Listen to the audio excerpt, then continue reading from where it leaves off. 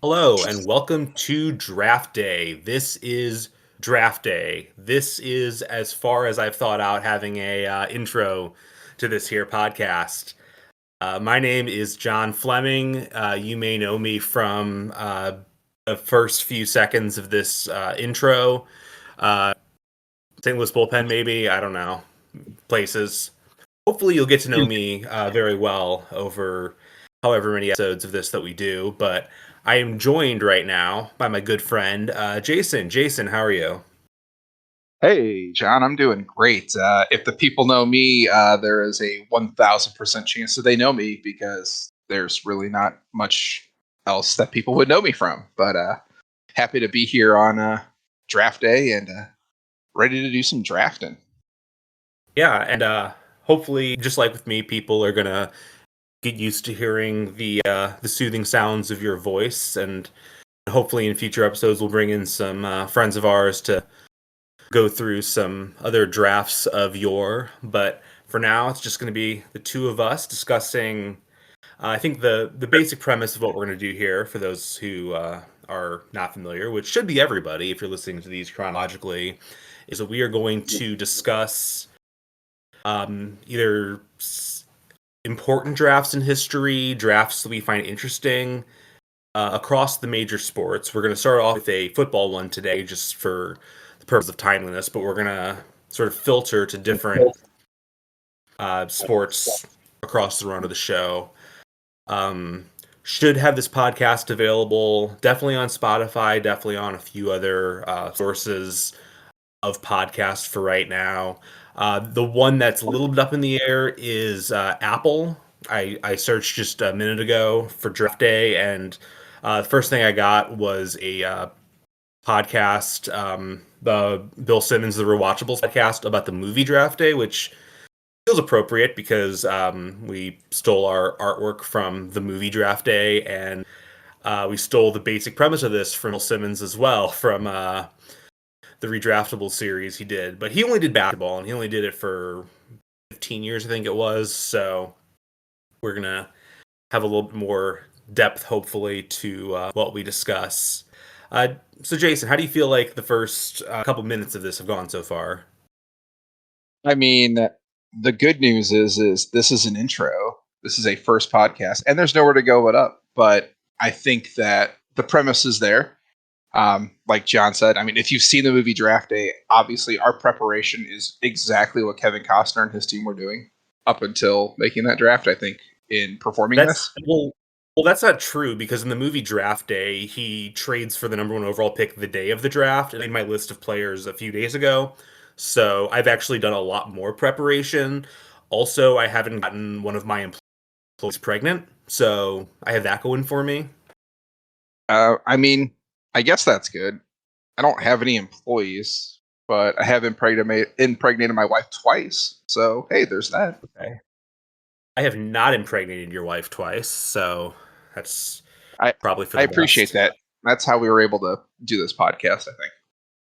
It would have been quite the story to throw out there in the first 5 minutes or so. But Yeah. just to explain the basic press before we get completely lost in riffing with one another, which will happen from time to time. Be rest assured. But basic premise of this podcast is we're going to take a year in a sport, and we are going to look back on those drafts, and we are going to alternate selections, and just pick who we, with the gift of hindsight, would be selecting. We agreed that we're going to basically just select best available player rather than going team by team because, frankly, like adjusting for scheme of like years ago teams is a little bit difficult, adjusting for prospect strength or whatever. But so the reason that we're doing the 2017 NFL draft, you actually were the one that suggested it, Jason. You had suggested that we do the Mahomes draft, and obviously Patrick Mahomes is going to come up pretty soon once we start drafting. But this is a really strong draft, and not only is it the Mahomes draft, but the best player on the other team that's playing Super Bowl in a week, Christian McCaffrey, is also in this draft, as are several other like really good players. And like I'm somebody that I don't follow the NFL necessarily as closely as I do some other sports, but like I've heard of all these guys. There are players that I've heard of that I know to be very like awesome players who are not in my top 20 because we're going to do the top 20 picks. But so what we're going to do actually is discuss. Tyler destroyed my train of thought there. I apologize. Anyway, the what this kind of reminded me of is you look at like the 1996 NBA draft where like people think it was the Kobe draft because Kobe Bryant was drafted. Like you do a redraft of it, he's probably going number one, but it's also like Allen Iverson was the number one pick that year. Steve Nash, Ray Allen, a lot of other guys who are like clearly Hall of Famers, and they're just kind of like secondary thoughts. And that's kind of what this draft is. Like we're gonna like even though only one of us is gonna have the number one pick, and that one of us is me. We decided on who would get the number one pick via, I think, the most organic route possible, which is we played a game of like game pigeon pool. I won the game, so I get the number one pick. I would be in favor of this supplanting draft lotteries in sports going forward, but to this look, if Roger Goodell is going to listen to me, there's a lot of things I would have suggested before that, but I mean, there's also no draft lottery in the NFL, so that's fair.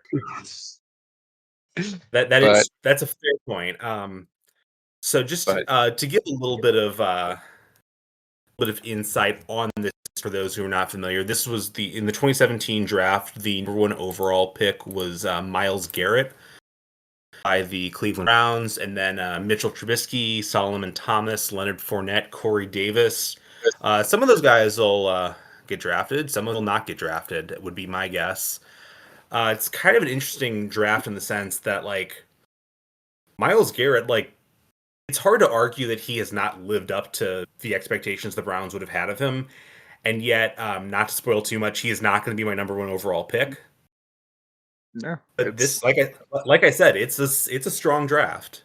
Yeah, it's a really weird one because I mean, and I know I was in doing some research and I heard some things too. I mean, obviously, Mahomes is the reason we're doing the draft, but I think it was listening to a story. Mel Kiper was telling me that like the year before, the Chiefs were trying to trade to take another quarterback. I forget who it is off the top of my head, and that was when they drafted.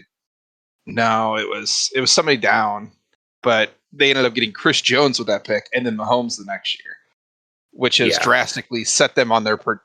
I mean, I think you can make the argument that Andy Reid is a Hall of Fame coach because of those two picks, basically, and how it shaped. You think about it too, like, Travis Kelce was a pro for 3 or 4 years. I think he was drafted in 2013 before Mahomes came. Shout out to the Swifties listening. We haven't forgotten about you guys. Don't forget. But wait, Travis Kelce and Taylor Swift, there's some sort of association between them? I don't know, something to do with Jason Kelce, I think, too. They're a great podcast. Friends of the show. If you guys ever want to come on, Jason, Travis, we'll try to fit you in our busy schedule, I think. But yeah, I mean, both of them were drafted, and neither of them was in this draft. So there are opportunities to kind of see where they evaluate themselves.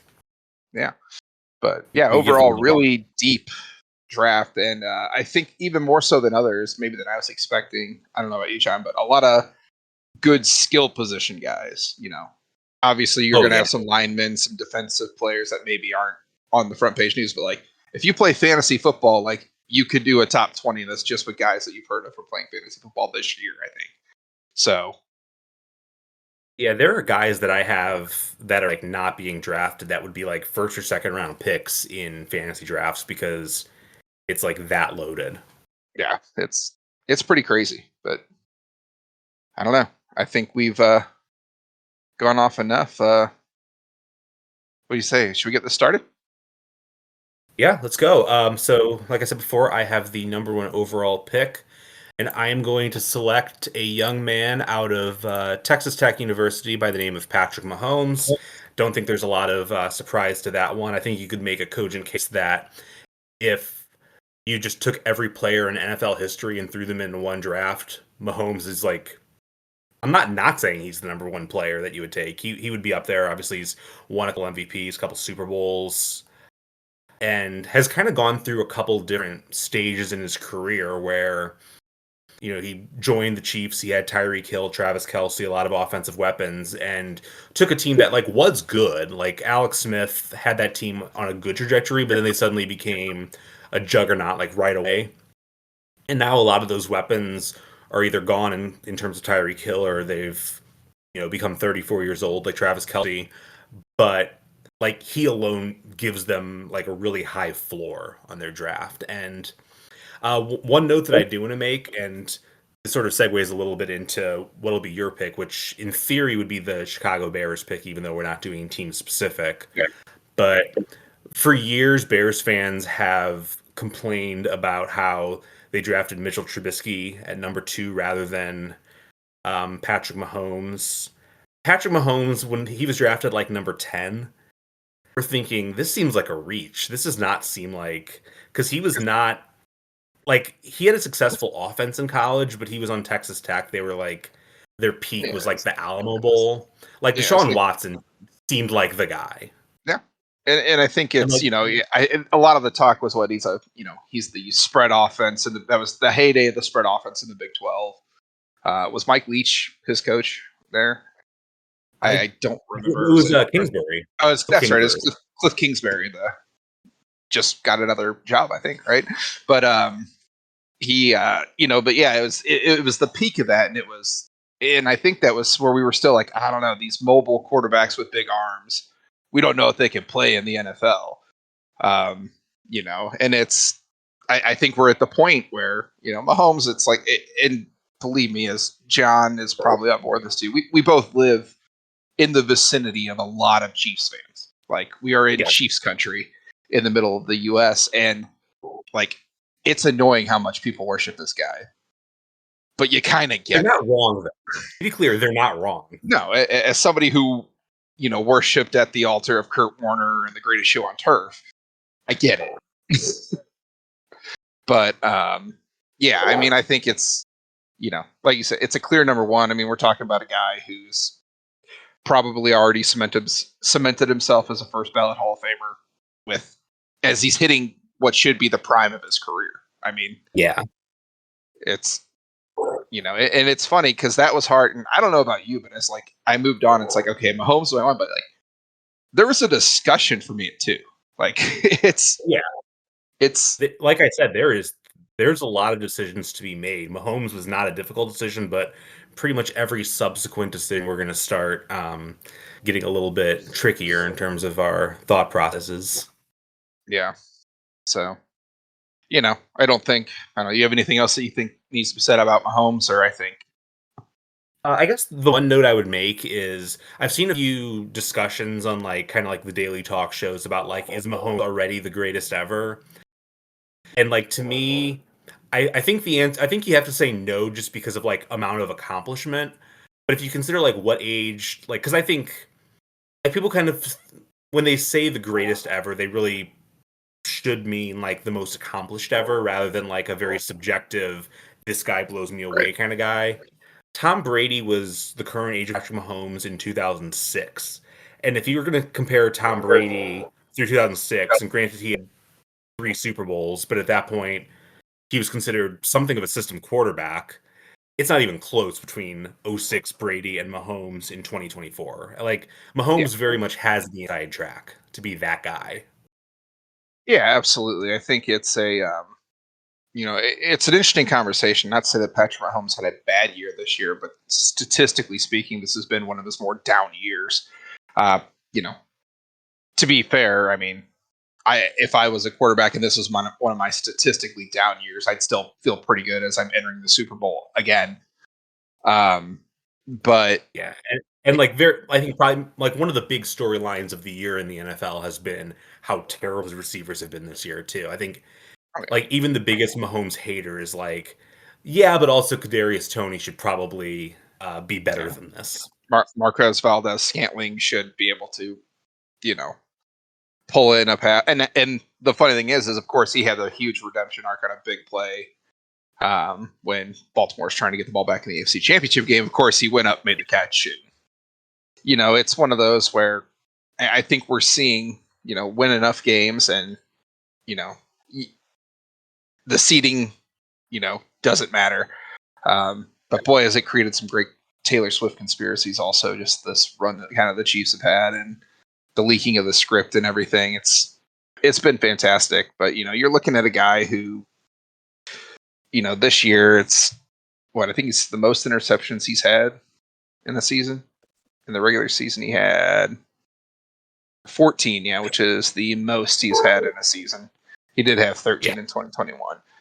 But, with a QB rating of 92, and this is just regular season stats, doesn't include the playoffs where he's been better. Yes. I think there's going to be a lot of things that end up coming out. I think for a lot of the year, Travis Kelce probably wasn't healthy. If you saw just kind of the way he was running routes, but he's kicked it into gear. So I think, it's like you said, is he the most accomplished by his age in history? Sure. But to put him into the, whether it's Tom Brady, I feel like the generation above us, Joe Montana is the best quarterback that they like to throw in there, guys like that. As a Bradshaw myself, I'll always be partial to Terry Bradshaw, even though he was the game manager of game managers. But it's which is an interesting thing that I won't sidebar too much, but it's you look at Brock Purdy's numbers this year, statistically slightly better in the regular season than Patrick Mahomes was. But a lot of the question is Mahomes has built up the goodwill, whereas Purdy, it's is he going to fail? Is he going to be terrible? And it's I kind of hope he balls out in the Super Bowl, I'm not going to lie. But well, the ironic thing is I kind of feel like as much as people want to like classify Brock Purdy as a game manager, is he kind of is like dating to Iowa State, like kind of a little bit of a wild man. He's got a little arguably to his detriment at times, and that Mahomes, Patrick Mahomes has the game manager tendencies in the sense that other than this year, he's just not thrown very many interceptions. He's kept control of the ball. He's just the best quarterback I've ever seen. Also, yeah, I mean it's he does it out of necessity. Sometimes too, he's got to get creative because his receivers aren't getting off of press coverages. I'm not huge into the offensive line stuff, but I think that you could probably say San Francisco's probably got a better offensive line than the Chiefs do this year. The Chiefs line, I think, has been a little down. So it's, you have a little bit of just figuring all that out and, Purdy. But yeah, it's not when I hear game manager, I think of Trent Dilfer winning the Super Bowl with the Ravens. Yeah. That's game manager because your defense is great and you had a great running back that you could just hand the ball off to. You got to throw some short passes, throw to Todd Heap or whoever he was throwing to. And Audrey Ismail. Yeah. But anyway, got off topic a little bit there, but all right, you're on the clock. The big game. All right, I'm on the clock at number 2. I'll be honest, this one was tough. I went back and forth a couple of times, looked at a few different things, but ultimately I settled on the young man out of the University of Wisconsin. I took TJ Watt, number 2. Yep, young man out of Pewaukee, Wisconsin. Yeah, I mean that's it was funny because I think a lot of other guys coming in, he was kind of that second wave of brothers, defensive line brothers, if you will, come in. You had Joey Bosa, you had him kind of come in, and I remember thinking, TJ Watt's not great. And you look at what this dude's done the last, especially 2-3 seasons, bros, he's just great. It was him. You had him, Garrett, and obviously Garrett, I think will probably come up soon in this list as a guy. But I think that what TJ Watt is, he's just the game changer more than Myles Garrett in the sense that, better at maybe forcing turnovers and things of that nature, just the more dynamic guy. So that's why I went with him at 2. I mean, I think an entertaining type of player to me is the guy that is a legacy, and you kind of think, oh, well, he's just getting this attention because of his name value. And to an extent, you can say that about McCaffrey, who will be coming up pretty soon as well. But I think people who saw Christian McCaffrey play in college realized that this guy was special. But I think maybe the ultimate example is in baseball with Mike Yastrzemski, because there's never a question when you saw the name Yastrzemski. It's oh, I wonder if he's related to Carl. Yeah, he is. He's his grandson. But the fact that he was like kind of a non-prospect and you would think, oh, if this guy's name's Yastrzemski and he's like not considered any good, he must really be bad. And then he ended up being like a pretty good major league player. Serviceable And guy. like you could argue that TJ Watt is like amazing by any standard, with the possible exception of JJ Watt's standard. But like he's obviously great, and the Bears would probably like to have taken him over Trubisky, but I'm sure the Steelers are quite happy with how things shook out. That that Steelers just got that magic, man. Like Mike Tomlin, he's got that. What is it? Never had a losing record. Pulled out a freaking had a team that was being led by Mason Rudolph, like rally into the playoffs. Like it's that kind of stuff. But the defense is really, I think, a big part of what anchored it. I think Najee Harris kind of coming back and finally getting back to not being what we see Alabama running backs being in the NFL. But when I look at a little more closely at kind of TJ Watt's stats, he has 7 career interceptions, 96.5 career sacks. I mean, this is been AP first teamer 4 times, Pro Bowler 6 times. So it's like you're going to get that guy on the defensive line. Yeah, he's maybe not at the place where his brother was, but I mean, I'd still take him.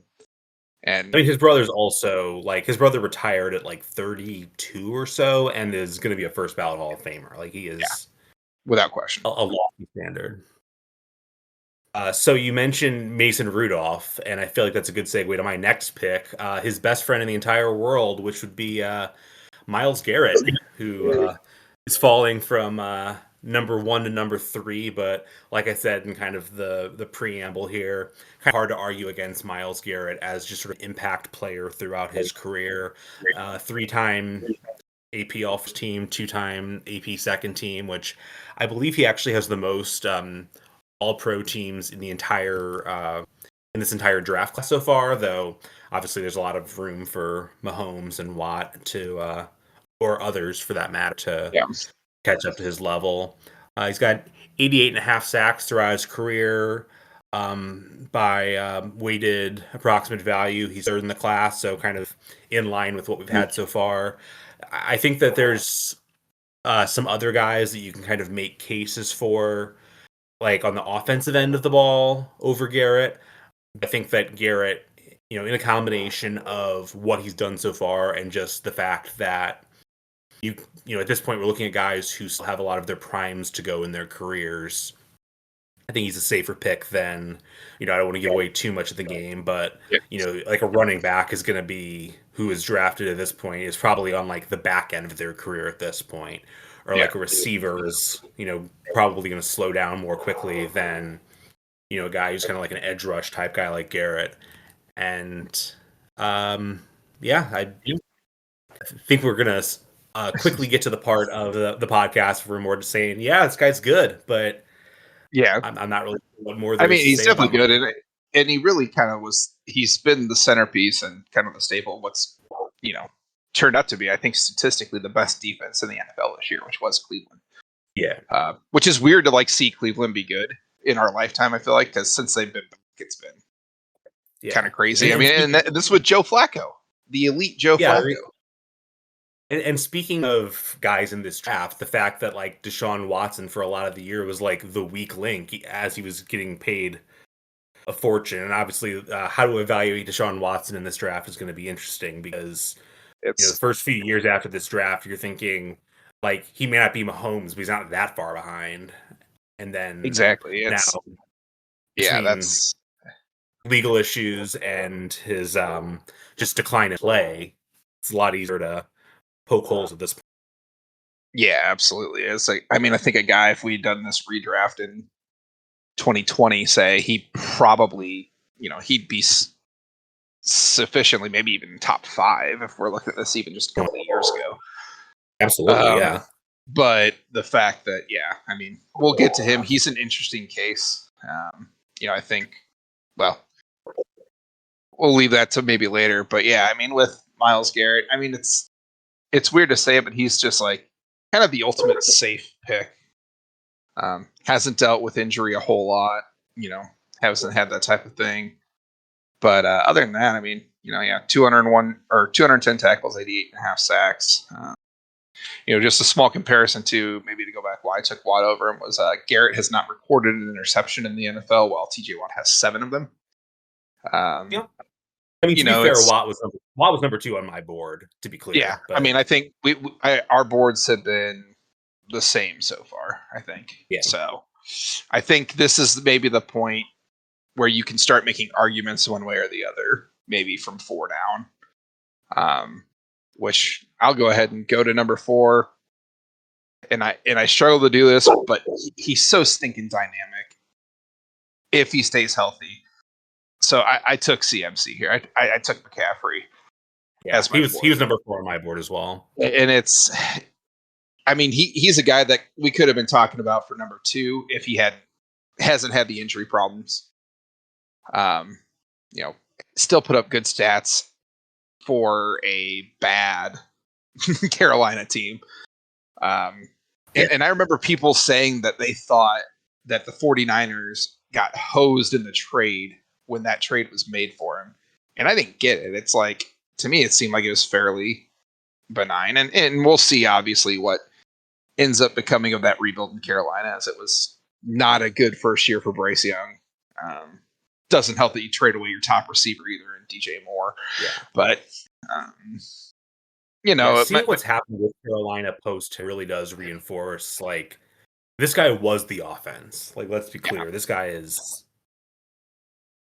Yeah, I mean, and there's he's good.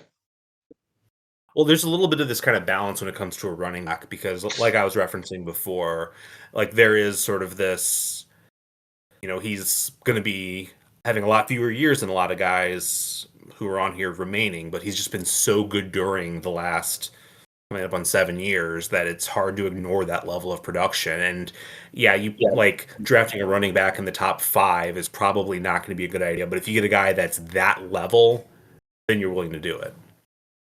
Yeah, I mean, and it's almost a lost art in today's day and age too, where you have kind of the dual threat running back. Like I feel like even 15 years ago that was a way bigger thing. Obviously, we grew up watching Marshall Faulk and those type of guys, but even like a guy like Jamal Lewis had, ability out of the backfield. Barry Sanders could even catch the ball out of the backfield some, but in today's NFL, it's not. You have him. I mean, when Breece Hall is maybe one of the better dual threat running backs in the league right now, a guy that I love, by the way, and not just because he helped lead me to a fantasy championship, but McCaffrey is just beyond, like, he's in a place now where it maybe gets downplayed how good he is because of the offensive weapons that are maybe a little more flashy, the Deebo Samuels. But you look at what he did to allow Deebo to just really kind of focus on being a receiver more and an occasional guy in the backfield, as opposed to a guy that they were like, okay, we have to get the ball in Deebo's hands all the time. McCaffrey took that load off him, and it's just made him a better player. Absolutely, and as like we were talking earlier, helps Brock Purdy, because you're always in the back of your head. You're almost more worried about him if he's lined up in the backfield than if, anyone else is back there where you can kind of pin your ears back and just come after Purdy, because like you said, he's just good. He's a good player. I mean, and like you said, another one of these legacy guys. But like in his case, TJ Watt, JJ Watt, both great. Like Ed McCaffrey was good. Yeah. He was not this. He's not this. And it'll be interesting. He's stayed healthy so far for the most part in San Francisco, but like you look at what he's done compared to other running backs, and I think there'll be probably at least a few that we talk about in this video, but like, has almost the most rushing yards, but this is in like 15, 16 fewer games in some cases. Like it's pretty crazy, like what he's done. And just imagine like what he would have if he was on a team like San Francisco the entire time. So, I mean, to be fair, he was drafted 8th overall. It wasn't like he fell down the draft board or anything, but Yeah, which is, especially in this era for a running back is quite high. But if you compare him to like Saquon Barkley or like the running back that was drafted earlier in this draft, Leonard Fournette, it just isn't a comparison in terms of overall production. And like those are guys Yeah. who've had their moments, but have not been Christian McCaffrey. There's something like oddly beautiful to me, as somebody that kind of came of age as a sports fan at a time where there was still a lot of kind of weird like racial politics about football, that the best quarterback in the NFL is black and the best running back in the NFL is white, and they're both in this draft. So there's something beautiful about it. It is, let's And it's it, like no one's arguing against either. Like they're both no. awesome and everyone knows it. I mean, it's kind of like when we had, Eminem at the top of his game and Tiger Woods at the top of his. It's like, yeah, you just got to kind of respect where respect's due. Don't give me hate about the Eminem thing. I know that's a huge debate amongst people. It was just a joke, guys. But it's generally well regarded, though. I think, it's okay. So definitely. I'm on to number 5, and speaking of guys who have maybe exceeded what first glances would look like, I'm going to go ahead and take the guy who was the number 69 overall pick in Nice. the draft, Cooper Kupp. So Cooper Kupp has been tormenting me basically since he joined the NFL as a certified Los Angeles Rams hater. I now have him and Mahomes. I'm really just kind of going against my heart here, but despite the fact that he's dealt with injuries, this is a guy who was a first-team All-Pro, a guy who was Offensive Player of the Year at one point, and like the strength of the Los Angeles Rams offense has been so based around what he has done, and like as much credit as people wanted to give to like Matt Stafford trade whenever the Rams won that Super Bowl, like Kupp's the reason they won it, and he was Super Bowl MVP. Like he was the guy who was like he made the difference. Like there's a reason that as much as people were criticizing Jared Goff, he was a 2-time Pro Bowler in LA. It's because he had weapons around him, and like Kupp's one of those guys where you don't see him as being like the fastest guy or like having like necessarily those like hard tangible numbers, and fight every urge in my body to just say that he's just like a gamer or whatever, but the results are just kind of hard to argue against. This is a guy that's got just lost the numbers on him. He's got over 7,000 receiving yards. I believe he's number 1 in this class in receiving yards, despite the fact that he's had a lot of injuries. He's got 51 receiving touchdowns, coming out of Eastern Washington. Somehow only has gone to 1 Pro Bowl, which I find very confusing, but somebody who Ovals is are so weird. Like, I don't know.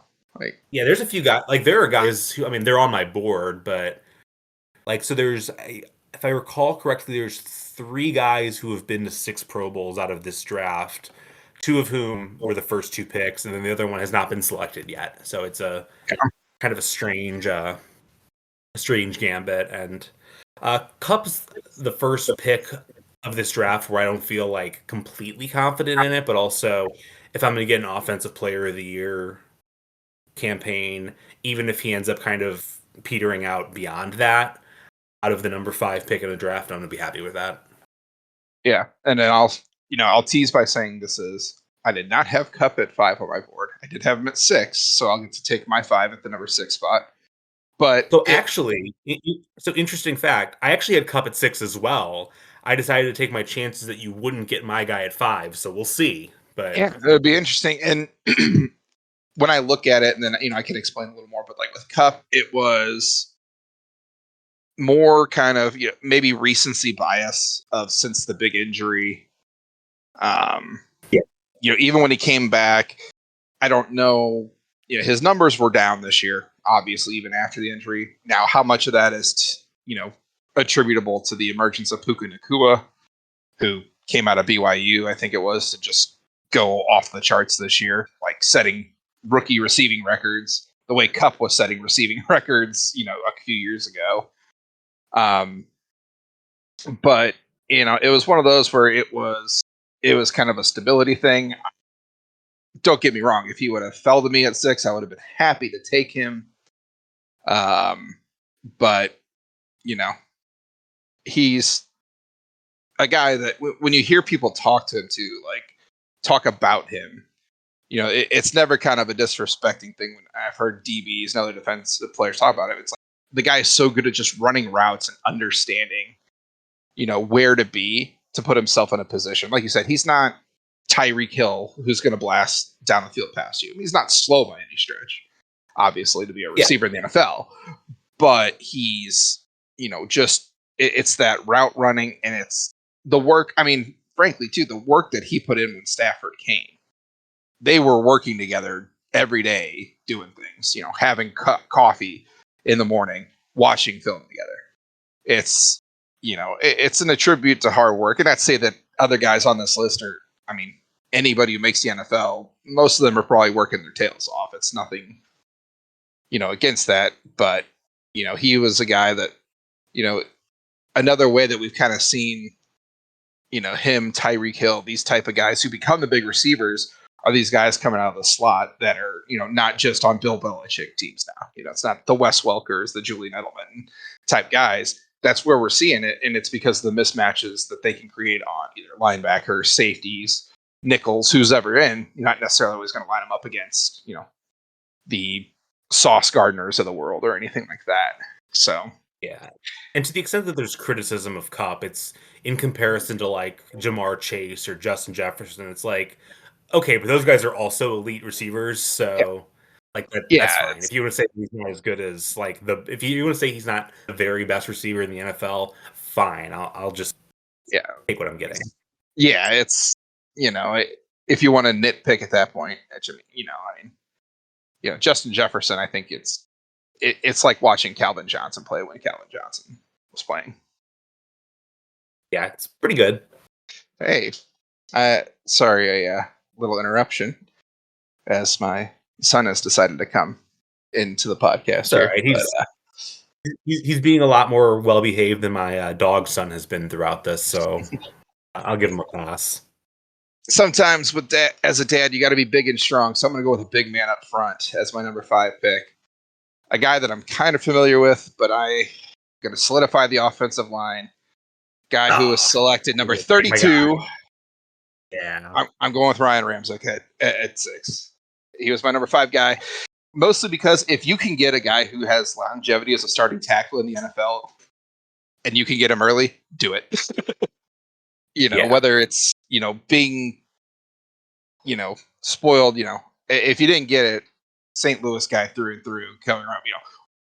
Having the Orlando pace, and not to say that Ryan Ramczyk is Orlando pace, but few are. But you're talking about a guy who, even in his, this would have been year 6 in the NFL this year. According to Pro Football Focus, rated out at a 73.5 overall blocking. I believe only allowed 4 sacks this season, and only had 3 penalties. You want a guy who's going to protect your quarterback, and I think that we see it in the drafts and stuff, and they're all hit or miss. So I think if you can hit on a guy, especially who's been as good as him, we'll talk about at least one other guy later, maybe even another. New Orleans killed this draft. New Orleans had a really good draft in this one, and so it's to see, anytime you can get a guy, they're not as flashy to talk about, obviously, but you're talking about a guy who, weighted average of 65, which I think is 5th in this draft, 5th or 6th. It might be 6th. But it's hard when you look at it. You have to go into kind of the advanced statistics and things of that nature. But a guy who's still putting up numbers and not, your quarterback's not. If your quarterback's getting hit, chances are it's not going to be his fault, or it will be once every 4 or 5 games. I want that guy on my line. And to kind of circle back to the Patrick Mahomes of it all, and you saw that Super Bowl against Tampa Bay, and he played as well as he really ever plays in that game, but he was just getting hit so hard that KC just didn't stand a chance. Yeah, and that's what you're protecting against. And this is your 2nd draft pick out of the University of Wisconsin. Him and TJ Watt were teammates. So yeah. So we're solidifying, the lines. That's and then we have a running back. So you get Ramczyk run blocking for CMC. I think I'd be running that way. So Yeah, like obviously we're not like drafting like coherent teams, but that would be pretty good.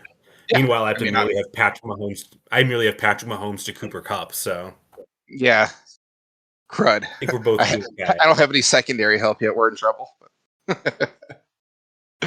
So for number 7, really, I think it's just like a razor's edge between my number 7 and number 8 picks, but going to go with George Kittle for number 7. Going to keep up the skill player run.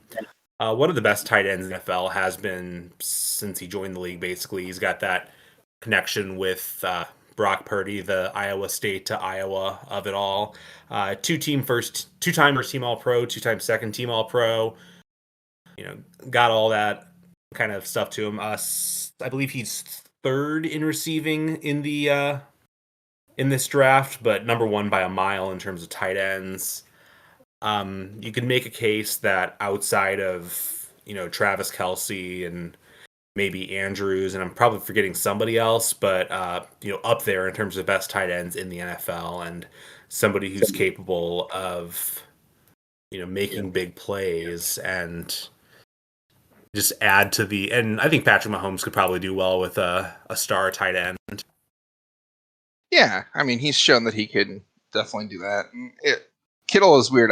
I'll be honest with you here, and these were all really close. I actually had Kittle at 10 on my board, so I'm happy to let you have him there. But that's it, and it's not even necessarily anything on him. Yeah. I looked across kind of, especially this season, his consistency, and it was,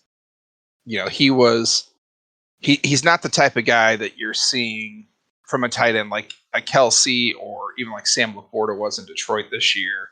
Mark Andrews is for Lamar Jackson when healthy, in the sense that when Kittle catches the ball, it's usually like he's a big play making tight end. He's the guy who's going to average. It's not weird to see him have 2 catches for 84 yards, 2 touchdowns, like type of game. Not. I think he's probably a slightly better blocker than some of these guys. I do think it's not a underrated part of his game. And you have to talk about just, I know this isn't what we take into account here, but the value pick, drafted in the 5th round at 146 overall. Pretty good find for San Francisco. Oh, yeah. There. For a guy, and not to mention, if you want to talk about he just seems like a fun dude to be around. Like little out there, but he dropped the had him in the first half, not gonna lie, during the post game of the NFC Championship game that nobody on the Fox crew seemed to get, but yeah, but that's part of the charm. And obviously ultimately we care about us as thing on the field. But yeah, 6,200 plus receiving yards, 37 touchdowns. Fun fact, has 3 solo tackles in his career as well. So go Hawkeyes. Good job with the. I'm wondering if that's like post interceptions, or I'm wondering if he was like on special teams early. Can't say I looked too much into the tackles when it came to making this draft pick. Yeah, I'll be honest, I just have it up as I'm kind of going back and forth, and I was like, oh, that's a fun fact. I saw. Yeah. It's funny. We seem to just maybe be going in opposite directions, but in my next slot, this guy had 7 on my board. We're just going to keep beefing up the O-line. I'm going to take Deion Dawkins, the guard at number 8 in the draft. A guy who actually graded better for guards last year at his position on Pro Football Focus overall than Ramczyk did as a tackle. I think there was a little bit of concern this year. Yeah, I think he let up 8 or 9 sacks, maybe a little more than he has in his career. But to this point, another guy who's just, dude's a stud on the offensive line. And has remained relatively, healthy throughout his career. He may have, close to the most games started, like has 112 games played. Just to put that in comparison from the same draft, Patrick Mahomes has 96, through the end of this regular season. So Mahomes also didn't start his rookie year, but yeah, exactly. But or even Miles Garrett has 100, or And even Ramczyk, I think, only has 101.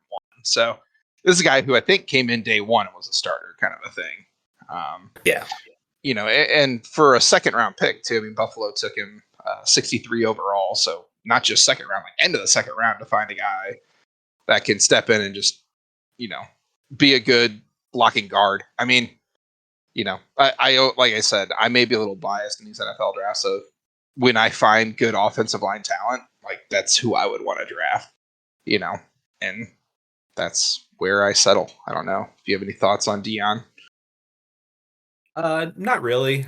I mean, he was on my list. He was a little further down, but yeah, unfortunately, not a lot of offensive line depth that I have for the rest of my list. He was kind of the last of it, so we needed the punch there. But yeah, I mean, I think I'll be honest. I think they were the two I had. So, but yeah. So number 9, I'm gonna go ahead and take the one guy remaining who has multiple AP first team All Pros to his name, plus second team, plus 6 Pro Bowls. I kind of referenced him before. Buda Baker was drafted by the Arizona Cardinals at number 36. Not necessarily a lot of like spectacular numbers to throw out there. Just got 7 career interceptions. That's like fine, but yeah, a stable presence. Advanced numbers really like him. We're kind of reaching the point in where it's going to be like, especially when it comes to the non-skill position guys, where it's like, yeah, like people who do this for a living think he's really good, so I'm gonna go with him. And yeah, that's actually I had him as number 8 on my board, so happy at him at 9. Yeah, no, I think that's I think honestly in my thing when I was kind of going through this, probably underestimated him a little bit. But guy who in this class actually has the most tackles of anybody in this class by a pretty healthy margin, by like 80 tackles, solo tackles at least. He's got 526, and the next closest guy who I don't even think made my board is at 446. And the next one's 366. So we're talking 80 and 160 more than the next two guys in the draft. So can't complain too much about that. But yeah, I mean, a solid guy who, to make that many things, I mean, he's built the reputation now, so it's, to quote us a lot in this, he's a good player. Good player. Yeah. And looking at the boards, I believe the guy second also isn't in my top 20, so in terms of tackles, but I guess my next pick, this is where, like, obviously not drafting it, like my own team goes out the window, as I already have Christian McCaffrey, but I'm going to go back to alluding to that New Orleans having a good draft. Sure. But running back Alvin Kamara, a guy who, like, I'm not going to lie, until really looking at his stats doing this, I didn't realize how good of an NFL career he's had to this point. Like, like I think in terms of like overall accomplishment, you could argue that he's like a top 5 player. I think that the concern with the running back is like what they do going forward, but it's been awesome. Obviously. But yeah, I mean, he has has more rushing yards, or not more rushing yards, more attempts at least than McCaffrey. But another guy who is another one of those dual threat receiving running backs, and was got in the 3rd round. I mean, this is a guy who number 67 overall, so just 2 picks before Cooper Kupp. He was a good college player too. Yeah, I mean, definitely, gotta love the SEC. He was at Tennessee. 5,800 rush yards, 505 receiving yard, or 505 receptions for 4,200 receiving yards. So I mean, like, 23 touchdowns, it looks like. So I mean, kind of, that's receiving. Yeah, that's receiving. So I mean, you're talking about a guy who, oddly enough, almost has as many receiving yards as rushing yards. He's got 4,200 receiving yards and 5,800 rushing yards. So there was a period where it felt like he was considered to be like in like the McCaffrey class, and I feel like McCaffrey's kept it up more than he has. But in terms of Yeah. like the year that they made the NFC Championship game against the Rams, he was like that was the reason to pick the Saints was because of him. Yeah, and it's he's a guy who I think in recent years, maybe not being at that level start, but quarterback has been a problem in New Orleans. I think. Yes, Derek Carr doesn't seem to be the answer, especially if he can't stay healthy. Andy Dalton wasn't the answer for him. Guys like that. What about Taysom Hill? What about the Taysom Hill experience? I mean, as a guy who played Taysom Hill in his quarterback slot when he had one of his big weeks a couple of years ago, sure, but it's weird though because they're still like they were in the playoff hunt, I think, for part of this year, like close to the end. Now, part of that's because the NFC South is not good. Yes. And yet they won a playoff game, so go Baker Mayfield. But yeah, I mean, I don't know. It's kind of like Kamara's. I think by weighted average is actually the 5th best player in this draft, just behind McCaffrey. Now, part of that, probably being he has 10 more games played than McCaffrey. I think he has had a little bit of an injury bug himself from time to time as well. But dude's a good running back, and it may not be the greatest long-term thing, but if you can get a guy like that, even if you can get 5 or 6 good years out of a running back now, like it's almost worth. I mean, especially for where he was drafted, but it's almost worth a top 10 pick. You get a guy that was as good as him out the gate, even if he Todd Gurley's it or Actually, I was going to say Todd Gurley's like the perfect comp here because that's about where he was drafted and did not keep it up long term, and I was very annoyed by the pick when it happened. But hard to argue against the production he had for those first few years of his career. Yeah. All right, so number 11 pick, I am going to go back to the safety well. Going to go with somebody that was drafted number 6 overall. That is Jamal Adams, drafted by the Jets. 3-time All-Pro, 3-time Pro Bowler. Kind of the same basic principles as Budda Baker, which is that people who are smarter than me really like him. A little bit more of a threat to get sacks. He's got 21.5 sacks in his career, which for a safety is a lot. It's pretty good. That's yeah. Was a real good player at LSU, hence why he was drafted so high. You could argue that like LSU players are so good in the pros that you could argue that a guy that's a 3-time All-Pro is like somewhat disappointing because like that's the level of hype they get. But I'm quite happy with him as a just outside the top 10 pick. Yeah, I mean he's definitely he was a guy who was on my board. I believe he's with Seattle now after being drafted. I mean, no offense, but as good as the Jets like secondary is now, can you imagine if Jamal Adams was still there? Like, yeah, that's and he's a guy who, I think like you said too, he drafted high, highly touted guy, and I mean this is a draft where you had good players in it, like that have all kind of panned out. Has he been a 6th overall? I don't know. I don't know how you gauge that. Like, I mean, well, I think the big problem with him is that he just hasn't played much the last couple of years. Yeah, and that's the thing. It's like guys. What 2022? I think he only played 1 game, right? Like, and maybe half the year this year. Yeah, and like his 3 All-Pro seasons, to be clear, are 2018, 2019. He actually play with Sauce Gardner in that kind of Jets super secondary, but has been. It's almost a little bit like even if he doesn't amount to a whole lot else the rest of his career, you almost consider him like one of those running backs where you're going to get a really strong few years out of it, and I'm not going to worry. I would much rather have the production that's locked in right now rather than picking somebody and hoping that they find their footing, because kind of an interesting point as far as like the 2017 draft where you're not going to necessarily redraft guys for the future. Like, if you had somebody who was the number one overall pick last year and they did absolutely nothing their first year, you'd probably, I mean, all due respect to the actual number one pick, Bryce Young, but like Bryce Young, like he would fall behind Stroud, but like he would still be drafted because you're just Sure. banking on his future. But Sure. at this point, 6 years in, or 7 years in almost, you want to see something that's been established, and he's at least got that.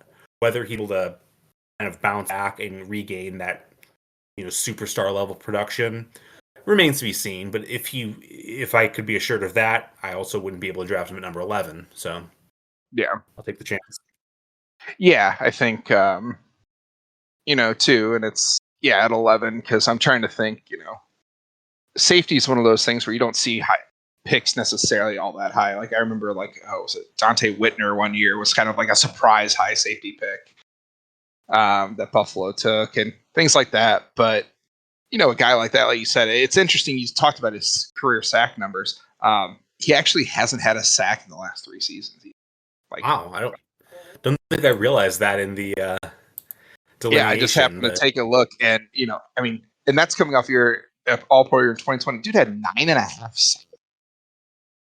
It's nuts. Which it's like, I'll be honest, wasn't watching Seattle super close in 2020, so I don't know if he was using. Almost feels like to me, I don't know if you remember in the Rams last year, I think it was how they used Mark Barron. Yeah, well, where he was basically just running. Yeah. He was basically a linebacker who just rushed like an edge before kind of the edge designation. It's like, were they just bringing safety blitzes all the time, or was he playing more in that kind of like roaming linebacker position? So I don't know, but it's, I think this is one that to look at is an interesting, and I'm not going to be like, that's a terrible pick. I mean, like you said, you get that kind of production, even if he doesn't play another down in the NFL, you're like, I'm okay with this. As we kind of look back and do it, it's not like you said, it's not a projecting forward kind of a thing. Because, if you're doing that, well, with a guy who's been on the decline, maybe you don't take him that high, but you get what you got. Man, I think I'm going to go against my rankings here for my next pick, which I'm going to stay. I'm going to stay on the defensive side of the ball, and I'm going to take defensive end Jonathan Allen. Oh, a guy who, I like from the sense of actually has more straight solo tackles than Myles Garrett. Would not near as many sacks. I think he's only got 39 career sacks. Yeah. But a guy out of Alabama, so SEC defensive end, pass rushing. The guy, but 225. First what? First Alabama guy to get drafted so far. Will not be the last. Yeah, roll Tide. But children are great, y'all. But just a good player, I think. And I don't know what I'll say. I just like I think he's a guy who's maybe even on the upswing a little bit. And this is the point where I think there's so many, like, your preferences are just going to come out from this point in the draft, because there's guys who have, that are all kind of in the same. If you look at any advanced statistic, the weighted average and stuff, like, there's a lot of guys in this kind of mid to low 40s range. So it's kind of a take what you like. And this is kind of just where I landed on this pick with Jonathan Allen. He's, I think, become kind of a leader in the clubhouse and stuff within Washington, as they kind of, having a lot of changes and things. So, I think he's a guy who's hitting his stride, and I think could really kind of come out. Had 5.5 sacks this year. So approximate value, I think he had a 6 this season, which is pretty good. And he's moved to D tackle as well. Keep in mind on that, he's not a defensive end rushing maybe like he was, or like playing. He's a big body guy that they've moved in the middle. So I think I misspoke on that earlier, but sorry about that. Yeah, I mean, he's a guy who is getting picked here around where he got picked. And he was number 17 overall in the actual draft, so a little bit of a jump, but a guy who came in with a lot of hype and has played well, a couple Pro Bowls to his name, and yeah, we're gonna go here for my next pick from the number 17 pick to the number 163 pick, which makes him the lowest drafted player that's been picked so far. I was hoping to get this guy. I'm gonna go with Matt Milano. Yeah, so Matt Milano, linebacker for the Bills. He was hurt this last year, so only played in 5 games. But the year before was a first team All Pro. One of the kind of beating hearts of the Buffalo Bills defense, which kind of mixed result on whether that's a good thing, depending on the game. But has generally speaking been a pretty good player. Uh, Yeah. Guy was a first team All Pro last year. Not this year. Would have been a little bit better, but also probably wouldn't have been able to slide to number 13, I believe this is. So I will go that route. Yeah. No, definitely a guy For I some liked reason, and was hoping I could slide in later. Just a good solid linebacker. yeah. Like you For said, some reason, whenever I see a linebacker out of Boston College, I just think Luke Kuechly. So I just want to pretend that I got the second coming of Luke Kuechly, which is probably a stretch, probably a little bit high of expectations for Milano, but hopefully his I'll career lasts a little longer than Kuechly. No, obviously he was kind of in that hopefully. when we saw a lot of guys, especially that seemed like linebackers that were just like, this is too hard on my body kind of thing. And you have to respect it. This guy who's had plenty of Yeah. concussions in my own life. That You was get around it. like the Patrick Willis time, I think, too. Yeah. I Of was sitting there, guys. I'm like, in my head, I was like, Navarro Bowman. No, that's not right. It was a 49er, but it was Patrick Willis. That's right. So, you get it. But yeah, I mean, I think Milano's a guy who's just steady, steady starting linebacker who's going to make tackles. A little bit, yeah, the injury thing, you hope that's just kind of, not going to catch up to him. But Yeah, and we're kind of reaching the point where any guy who has like real star potential probably has some sort of injury issues, or else they would have gone, a few rounds ago. right, yeah, I think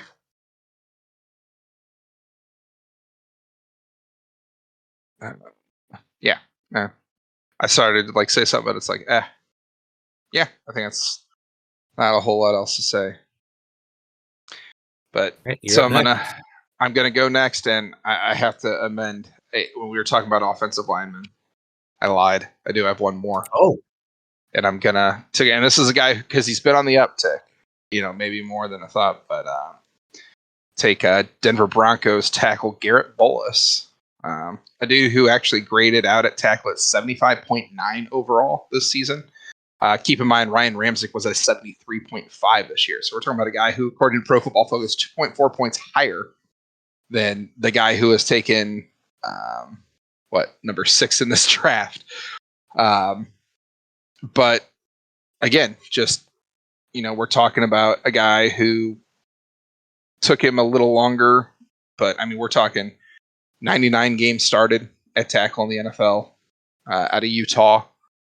He's just, I want a guy that's going to protect my quarterback. So it's, just boils down to that. And this is another guy that's shown longevity and is still starting. Only allowed 3 sacks this year, only had 8 penalties this year. So you're talking a penalty every other game and a sack every 6 games. So, I mean, and kind of with this, like a surprising bounce back from the Broncos this year too. So yeah. And it's, but that's the thing you see too, though. Like guys, as they get more comfortable with the quarterback too. I mean, Wilson obviously much better in a second year. How much of that is having more time? How much of that Sean Payton? There could be scheme differences, but and it's not like so this is also in 1,073 offensive snaps played. So you're talking, obviously not all passes, but the dude is allowing a sack from the snaps he did about 0.3% of the time. 0.3% of snaps he's going to be responsible for allowing a sack. So pretty stinking good, I think. A guy that honestly, like, I had heard of, but until I started doing a little more research into this, and was taken at number 20 overall. So not a, this isn't like a gem find or anything. He was a guy that was regarded and, I think falls right in that range, maybe a little lower than 20. Yeah, about 26, I think, according to weighted average value. But I think that what we're seeing in this draft is just that I value line play. Maybe I'm still a little old school in the sense that, not to downplay guys like Mahomes, McCaffrey stuff, but I think that a lot of the game is still won at the line of scrimmage, especially with the way that the league has become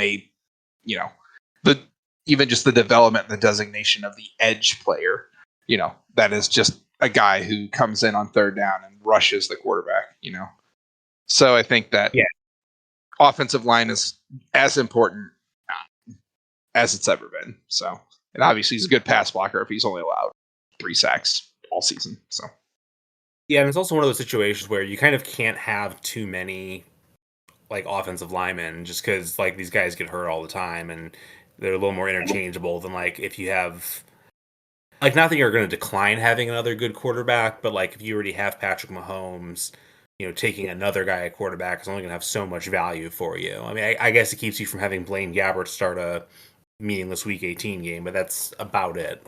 Yeah. Nah, I'm with you. All right. So I am going to go back to a couple wells that I've addressed before. I'm going to go with a player from LSU out of the secondary, and I'm going to go with a Buffalo Bills draft pick. I'm going to go with Tre'Davious White. Tre'Davious White, last couple, kind of been a thing I've been doing lately is drafting guys who the last couple years haven't necessarily been as strong as you would like. 4 games played last year, 6 games played the year before that, but this is a guy who was second in defensive rookie of the year voting, so a guy that really hit the ground running. 2019, he was AP first team, second team the year after that for Buffalo. He's been there the whole time. Kind of another one of those cases where I'm hoping that he can bounce back. He's certainly shown that he has star ability, but even if he doesn't, if I'm getting like lockdown, like cornerback play, that's something that I am going to enjoy having. And I feel like this, like, while I was a little bit short-sighted maybe in my lack of offensive linemen that I had very high on my draft boards, I completely defend my loading up on the secondary because, these are guys who are going to keep you in games. And even if they aren't working together, they're going to keep the teams that they're going to in games. And to get a guy that was, a first-team All-Pro at number 15 in the draft, I'm content with. Yeah, no, absolutely. I think you bring up a good point too. And with the hindsight of the way that the NFL has gone now, I mean, I don't have exact statistics, but I mean, you see way more, nickel type packages where you have 5 DBs on the field. So, like you were talking about offensive linemen having good defensive backs in reserve, whether it's a guy who can play the nickel, or dime packages, whatever you're playing, never a bad thing. And, I not to allude too much, but I don't think he'll be the last defensive back taken in this draft. Certainly not. But it's I think you bring up a good point for all his, his accolades and obviously anchors, but, it's been a pretty good defense since he entered the league. So, I mean, he's not a lot else to say. Yeah. You're up. All right. Let's stick with cornerbacks, as I was just alluding to. Guy who also lost, his team that drafted also lost to Patrick Mahomes in this year's playoffs. I'm going to take Marlon Humphrey. Yep. Roll Tide.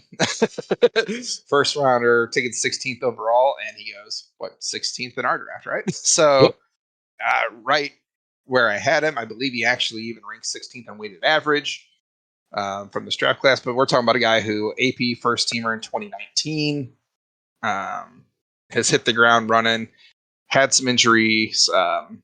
This year only played in 10 games, but 13 career interceptions, But you look at things too. This is a kind of crazy thing. In 2020, the guy forced 8 fumbles. That's a lot for a cornerback. Yeah. And he was not an AP first teamer that year because he only had 1 interception. But he's a guy that, is just, we've seen Baltimore, they're always going to have that stigma until it goes away that they're just a good defensive team. That's just kind of an identity, I feel like, they've had since the early 2000s. And it's not untrue. We saw the way that they just decimated people, this year. Their defense held them. Then you have Lamar on the other side of the ball. But yeah, I mean, a little down this year, in terms of games played, only had 1 interception. But, like I said, you get an all-pro guy who's made the Pro Bowl 3 times. That, in a league, like I said, you need cornerbacks. I actually had him slightly above Tre'Davious, so I was happy that you let me jump into this one. So thank you. Yeah, it's a little 6 of one, half a dozen. They're both really good. I'm not. Yeah, all right, you're not going to be disappointed. I don't think drafting either one of them. So sure. So on to number 17. I'm gonna go with the guy who was we're at number 17, right? Yeah. Yes, number 17. I'm gonna go with the guy that was a number 13 overall pick. So obviously is a complete and total bust. Go with Hassan Reddick. Hassan Reddick, the guy who is on his 3rd team right now, just keeps getting better. He got off to a somewhat slow start his first 3 years in Arizona. Then he got 12.5 sacks in 2020 and kind of has maintained that level of play. 1 year in Carolina and then last 2 years in Philadelphia. He's played all 17 games. 4th in Defensive Player of the Year voting in 2022, as well as a APL second team. This year, nearly 11 sacks on a Pro Bowler. Kind of the opposite of some of my other picks that I've made, where I'm taking guys who are, for lack of a better term, damaged goods, guys who have been productive but are kind of maybe sloping down a little bit. This is a guy who obviously you get the production of the last couple of years, but also might be on the ascent. And I'm kind of talking myself into maybe thinking he should have gone a little earlier as I do this, but like you said, linebackers don't necessarily have quite the role they used to have, but maybe a less extreme version of what we said about running backs. If you get the right one, you want to go for it. And obviously being a member of the Philadelphia Eagles defense this year, maybe not as lofty of a thing to note as it's been in years past, but number 17, I'm quite happy with it. Yeah, no, I think he's definitely a guy that you can look at and you take it 17. Yeah, I don't think you're going to be disappointed in him. He's a guy that obviously kind of in the system he's in now, that sort of, I mean, let's be honest, like while the Philadelphia defense wasn't great, their line play on the defensive side is still pretty up there in terms of the NFL and the ability to at least create pressure, especially, with the great kind of D tackles. We'll see what Jalen Carter, eventually turns into, but he, he's a guy that kind of surprised with kind of the ability he has, that he's bounced around a few times. But yeah, I don't think you can really argue with him at 17. Yeah, I'm kind of wondering he's actually, don't think I'd made this connection before. So he's from Camden, New Jersey, which is, Philly suburb. Went to Temple. Like maybe just being in Philadelphia has activated sort of a new level of his game. Maybe that's all. He just needs some steaks and he's ready to go. Certainly possible. I mean, and sometimes, guys just need, it's all about fit with some guys. And that's not a bad thing to say that guys they're just a better fit in other places.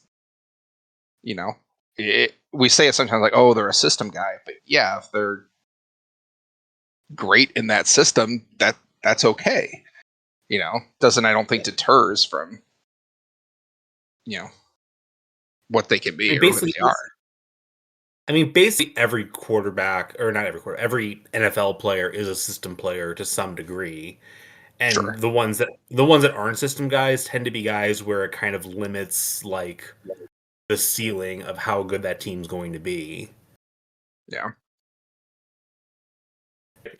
You're up at number 18. All right, we're at 18 now. So I'm going to go with a guy who was drafted 103 by, once again, I'm just going to take all the guys in New Orleans to, but I'm going to They take. had a really good draft. Yeah, I'm going to take Trey Hendrickson at number 18. I mean, dude's got almost 60 career sacks. So, I mean, more than a guy that I took earlier who's moved to D tackle. But, you know, we're talking coming off of year in 2023 where he was selected the Pro Bowl again. Despite, you know, I mean, this year his thing, 17 and a half sacks this season for Cincinnati. I mean, really, Pretty good. He was sort of a revelation for Cincinnati this year. I mean, and, you know, Pro Bowl last year, I think he's just on an upward trajectory, even from where he was. And he wasn't bad. He had some injuries, I think, at the beginning of his career. But since he's been in Cincinnati, 16, 15, 17 games played. So, I mean, you're getting longevity and a guy who's had double-digit sacks 3 out of the last 4 years. And that one that he didn't, he had 8. So, you know, once again, if I can get pass rushing, kind of like you had with Reddick, if I can have Trey Hendrickson coming off the edge, I'm good with that. Yeah. So we are on to our last picks of the draft, and I will note that there is another player. So Trey Hendrickson's a 3-time Pro Bowler. There is another player drafted by New Orleans in this draft who has been to more Pro Bowls than that, who is still available. It's And true. I want to take him, but I have to take the guy that to quote the great Bomani Jones, I'm taking the nasty man. I'm taking Deshaun Watson at 19. I don't like doing it. I don't feel good doing it, but this guy was like a top 5 quarterback in the NFL for those like cost controlled seasons. Yeah. And like he's might be done. I feel a lot worse about him just personally than I used to, but you know, this is a guy who was extremely productive, and I don't want to take him, but he was next on my board, so I'm gonna go with it. It's a interesting situation with him. You know, it was hard. I'll say this: he was on my board. I was teetering whether or not I would take him at 20 before you did, and it's because you can't deny the on-field talent and the production he had to start his career were great. When you bring in the off the field, and I don't think it's something that you and I want to go deep into. Chances are, if you're listening to this podcast, you know about it. It's not good. Yeah, you either know it and you don't want to hear about it, or if you don't know about it, that's you don't want to know about it. So it's, you know, but it's, you know, without going too far into things, you know, maybe we just kind of can leave it at, yep, he sure, like he was talented. He had some good years, but yeah. And like from a pure like production standpoint, if you're the number 19 team taking, you're like a borderline playoff team. And if you're getting a guy who could fit a quarterback who's making a lot less than he would make on the open, like we can talk all we want about like the absurd haul that Houston got for him, which I will never understand how like Houston managed to get rid of this guy that had so much baggage, who was so expensive, and now they just have CJ Stroud, who is like better than him. He's a lot cheaper and is a lot younger and seems to be a much better guy. But it all for him. Yep. All right, man. This is tough. Like, do I want to look at where I'm at? You know, there are some legitimate stars still out on the board. I mean, like, just to even like say a couple that I'm not going to take, like Aaron Jones and Joe Mixon were both in this draft from the running back perspective. I had Aaron Jones at number 20 on my board. I can't escape Aaron Jones. Living in a house with a Green Bay Packers fan. He's just everywhere. Hey, you are an owner, sir. Don't you speak about your running back that way.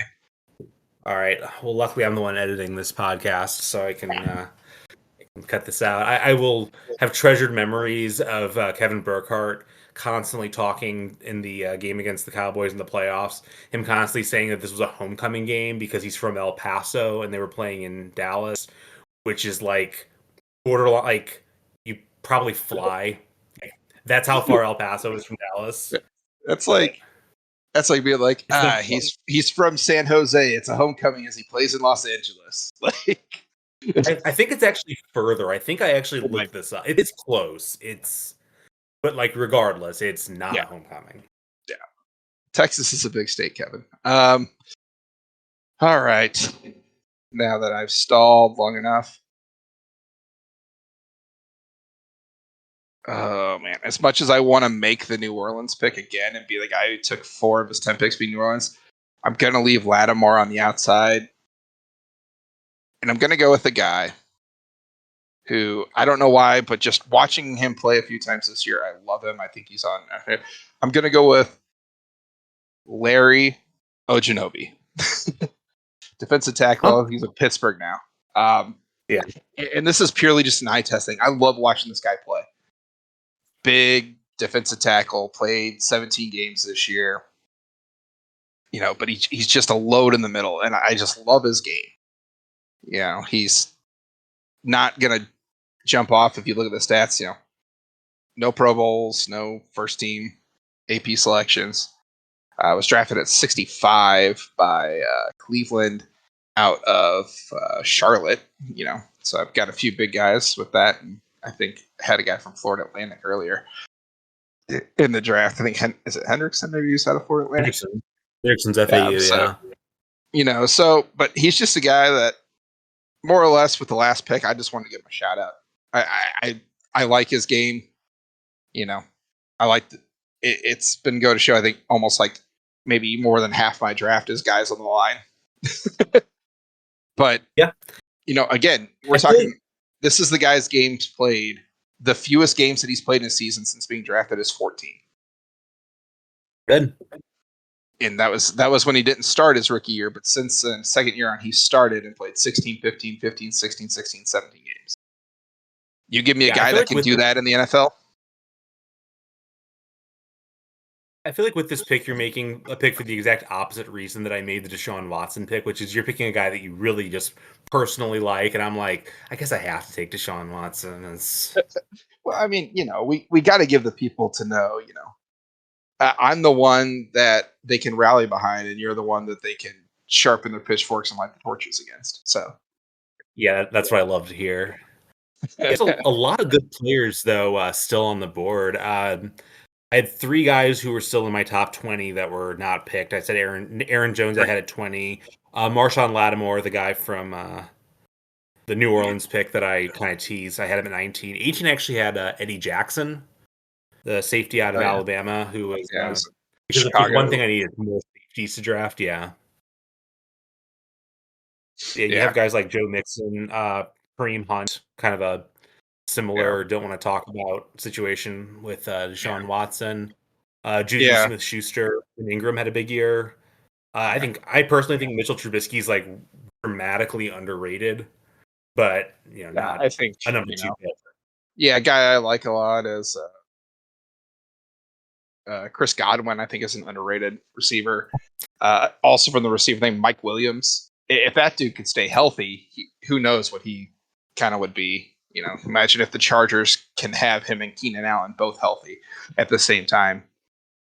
This is going to sound very dumb, but I think I underrate Mike Williams because I confuse him with all of the other Mike Williams receivers that there have been over the years. The Tampa guy. RIP, but yes, yeah. Not to make light, but like I remember always like having him in fantasy and being disappointed in him. But there's also the USC guy too. Who the Lions drafted them when they were just drafting every receiver ever. Year. Which is why I was against the Calvin Johnson pick because I was just so burned out from them drafting receivers. And turns out, you probably wouldn't get the one if it's Calvin Johnson. Yeah, but yeah, like you said, other guys in like Dan Feeney, good guard who's in this draft. Oh geez, DJ Jones, another defensive tackle, just guys, even like Yeah, Zay Jones, a guy who's trying to play with Jacksonville, and like these are not great. I mean, but for the most part, like you said, not too many like huge like busts. I mean, people will say Trubisky for a while, like he had some moments. yeah, we haven't mentioned the name Dalvin Cook either. Like, Yeah, Dalvin if Cook. you talk about Yeah, a guy like whose production is certainly top 20 worthy, it's just a matter of the whole running back penalty of what are they going to do going the forward. longevity, and I mean, I think like I'll be honest, I had Aaron Jones in my top 20. I had Mixon even in there just because I like Mixon's game, especially, and maybe part of it's this current fit. If you have a healthy Burrow and those types of things, like he's a guy that, without Samaje Perine there now, is developing his pass receiving game and things like that. But it's a deep class. I mean, like Curtis Samuel, a guy who had a decent year in Washington. So I mean, it was a fun thing to go through. This was a fun exercise, I think, and I look forward to doing this future ones and everything. I hope that people listening have enjoyed this.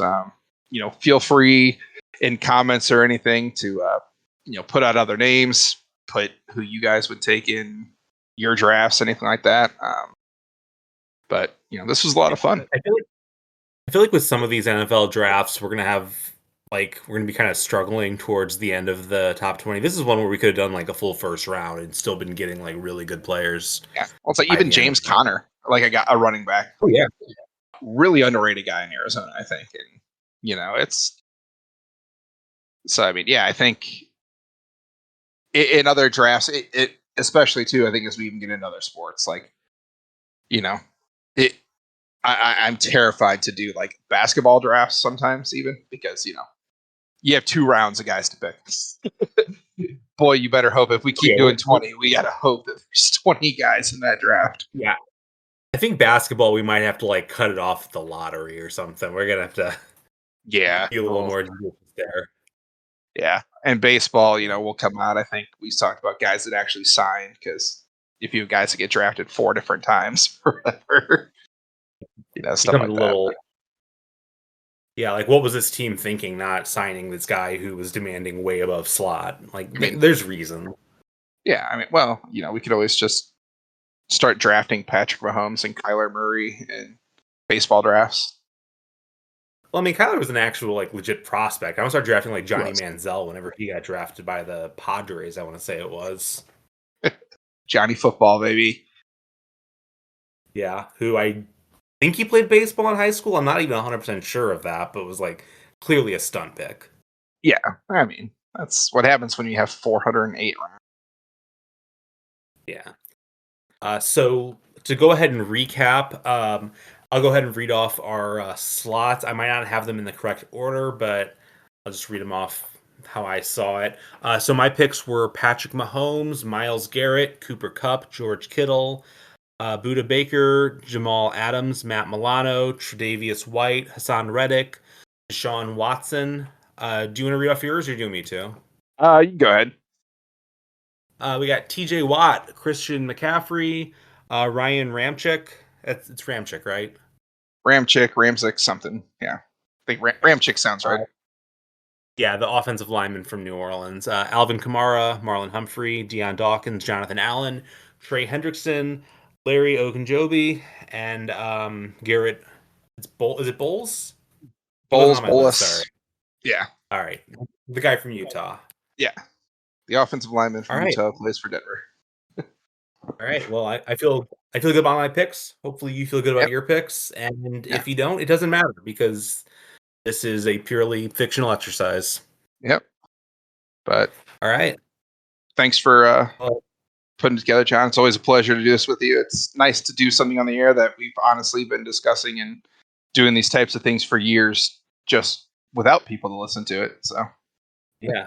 Now we're gonna have 6 people out there listening to this. This is very exciting for us. Hey, to those 6 people, leave us a like on Spotify. Leave comments. Thanks, guys. We appreciate y'all, and we'll see you next time. All right. Bye.